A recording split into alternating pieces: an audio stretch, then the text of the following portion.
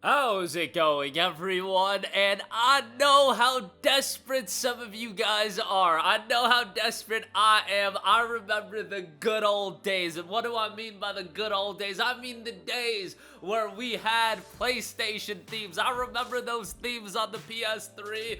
Man, I spent some money on some dynamic themes. I ain't gonna lie to you guys about that. But on the PlayStation 5, I feel like a lot of that user customizability, that pizzazz has been stripped away from us. But you know what? Some of that came back for the 30th anniversary and we had a little bit of flashiness, but then they took that away from us. However, it looks like PlayStation is rolling out some new PS5 animated themed backgrounds. Now, this was available. They had an Astrobot themed one, but now it looks like even more of them are being rolled out. And while this isn't PlayStation themes, it certainly isn't the themes and they aren't the themes that we had in the past, it is a step in the right direction to offer a little bit more of user customizability. It looks like it's rolling out in various regions. I actually dug up an image that it looks like there are some pretty cool ones, so we'll talk about that. And speaking of PlayStation updates, I do want to take you guys through some PlayStation Portal system updates and my thoughts on that and a larger thought process on where Sony could go with their portable gaming. So we'll talk that at the end of this video. But new PlayStation 5 animated themed backgrounds are rolling out if you boot up your PlayStation 5, and it seems like this is being rolled out outside of the United States for now, but if it's being rolled out outside of the United States, by the time you guys are watching this video, it might be rolled within the United States as well. And new animated themed backgrounds are rolling out. Previously, an Astrobot one was available, but now it looks like they're rolling out a Days Gone one, a Demon Souls one, God of War, Horizon, Ghost of Tsushima, and a Ghost of Yotei one, which all of these look fairly slick, and if it offers a little bit more of user customizability on their PlayStation 5s, I was about to say PlayStation 3s living in yesterday's time, but you get the idea on PlayStation 5s, that'd be great. I think more avatars, themes, this is just such an insane missed opportunity. First of all, how much does it take to create a dynamic theme? I can't imagine it's this massive undertaking, and even if it is, invest the resources into it, and guess what? You know what you can do with dynamic themes if they were available? You can sell them! Like, it's not that difficult to figure out a way to sell these for $1.99 or $2.99. Or we're talking about releasing all of these games where we're promoting, oh, this is how many hours we've had players spend in this game. It's a promotional vehicle. Well, really, you want to showcase how invested people are to these games. How do you heighten player investment? Why not tie these dynamic themes or some of these dynamic themes to obtaining a platinum trophy in a video game? I don't know how that has not been utilized yet, and that just seems something so simple to me, where you want to incentivize, and so many publishers want to incentivize player investment. That is one of the biggest metrics that these developers and publishers care about. It's how invested to these games are your players. Spoiler alert, it's because a lot of these games also have microtransactions, and player investment correlates with spending money on these games. That's just how these things work. But how do you heighten player investment? Why not incentivize people to go get those platinum trophies? That in turn will have them spend even more hours on games, and they get something in return for actually investing their time into games. And I think people would be even more fiends for platinum trophies if that was the case. I get it that, maybe that sounds so super innocuous to you guys, and maybe in the grand scheme of things it is innocuous, but the idea of implementing PlayStation dynamic themes or themes on PlayStation should be a fairly innocuous thing overall in terms of the grand scheme of PlayStation, but people want it, so why not do a little bit of legwork to implement it? We saw that you could do it with the 30th anniversary. It's just so weird to me that we're taking a step backwards when it comes to user customizability, when it comes to things like themes. And I get it, it's a small issue, it's not make or break, obviously, nobody cares to that extent, but it just seems like such an easy update to make, at least from my lens. And even if it's not an easy update to make, it can actually offer a return for PlayStation. Releasing new dynamic themes, having another incentive for PlayStation Plus premium users. I don't know, like, that stuff seems obvious to me, where you can make more money on the back end, whether it be through, exclusive themes to PS Plus Premium, whether it be selling these things for $1.99, $2.99 a pop, whether it be, not getting a monetary return, but getting a player investment return by tying these themes to platinum trophies.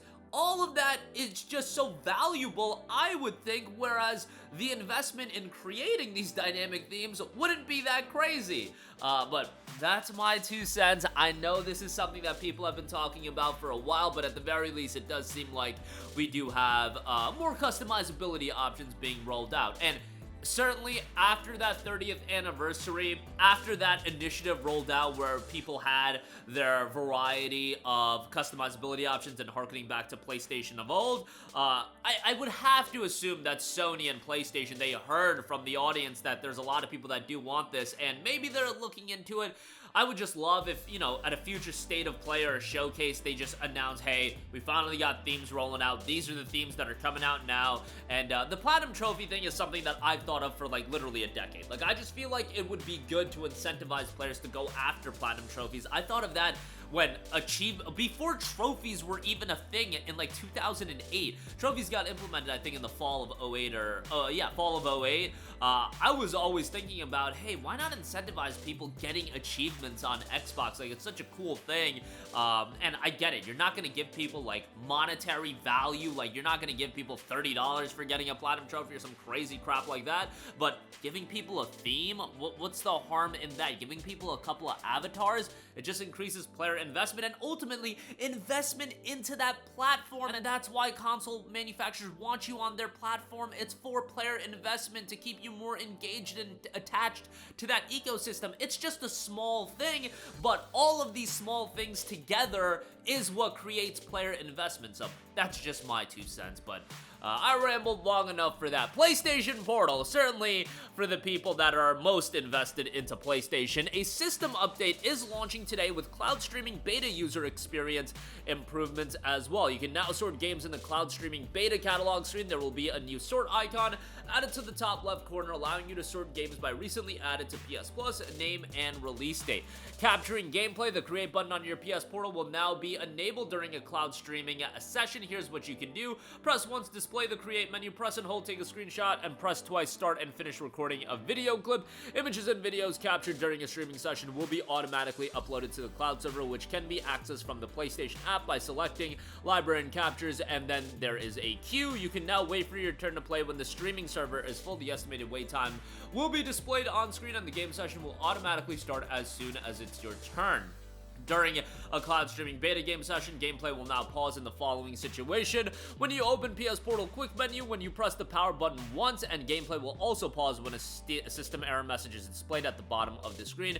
Notification of inactivity. You will now receive a system notification when your streaming session is about to close due to inactivity, and user feedback screen as well. They've added a user feedback screen at the end of the streaming sessions to rate the quality of streaming experience. Look, I'm not a streaming guy, but I've talked to several people that have a PS Portal, and if you have the internet capabilities, and if your life is structured in a way where it is situated for you to take advantage of what the PS Portal offers, from those people, I've only heard good things. And who are those people? Usually it's people with a family. Like, that's what I hear from over and over again. If they got kids, they got a girl that comes over and they want to watch television and they want to continue playing their games, that's what I always hear. Or their kid comes in and they want to watch whatever's going on TV, and you can take the game to your couch, so on and so forth. That's the #1 scenario that I hear over and over again from people. And in my comment section, whenever I talk about the PS Portal, there's always a couple people that come out and say, hey, I have a PS Portal and I absolutely love it. It seems like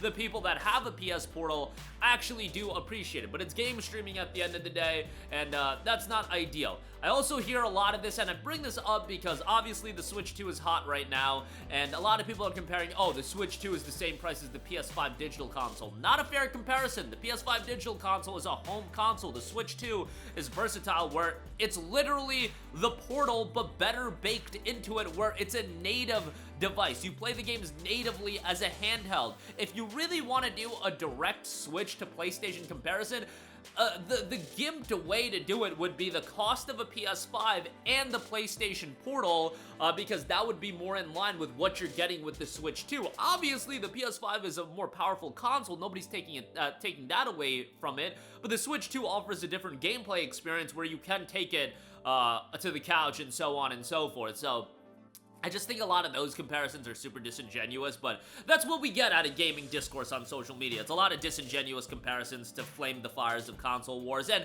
certainly I may have done it before, but you know, like this is one instance where I see it over and over again. And look, I like to clown on the $80 price tag, the $450 price tag for the Switch 2.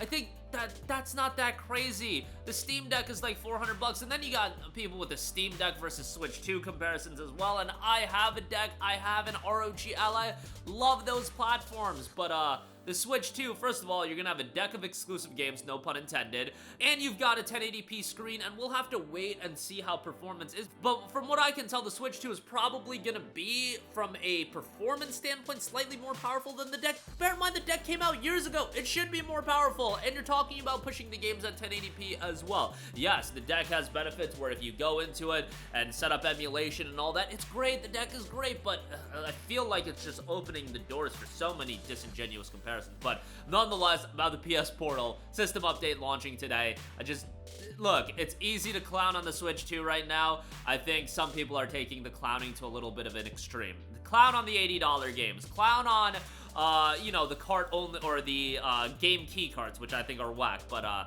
think overall, like, people are getting a little wild with it. But hopefully the price doesn't go up even higher. And you know, if you want to do a direct comparison, remember, the Switch 2 compared to the PS5, it does offer a versatile gameplay experience where you can play it on the TV, and then right out of the box, you could take it to your couch as well. Whereas with PlayStation, the best way to do that is with PS Portal. But that'll do it for me. Let me know all of your thoughts in the comment section down below.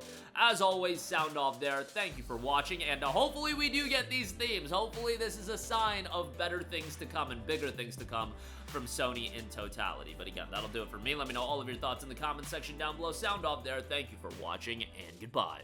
Hey guys, we hope you enjoyed the video, and if you did, make sure to hit the subscribe button, and if you're already subscribed, do us a favor and hit the bell icon. This way you'll be notified whenever we post a new video. That's the best way to keep up with all of our uploads, and we usually try to upload 2 videos a day. And with the bell icon hit, you'll be notified whenever we do upload a video. As always, thanks for watching.